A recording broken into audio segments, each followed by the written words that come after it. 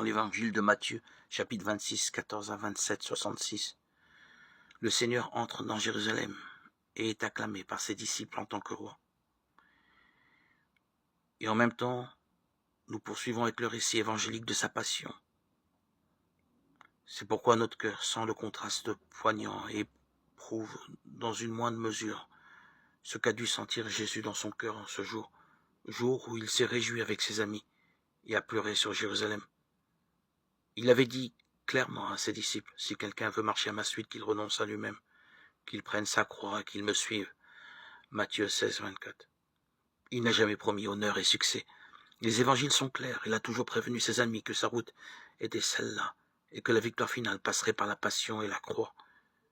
Et cela vaut pour nous également.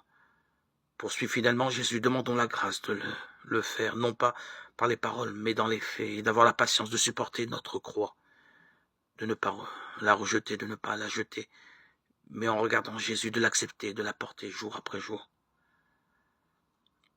Ce n'est pas un autre Jésus, c'est le même qui est entré à Jérusalem au milieu des rameaux de palmiers et d'oliviers agités.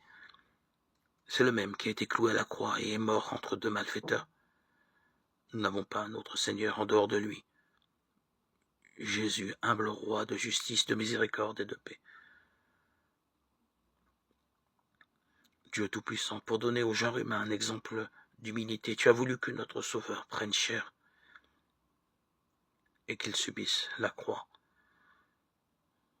Accorde-nous dans ta bonté d'accueillir le témoignage de sa force dans la souffrance et d'avoir part à sa résurrection. Ô Christ, nous te bénissons, tu as racheté le monde par ta croix. Nous voulons te rendre grâce pour ton amour.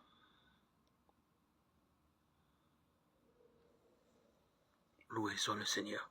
Alléluia.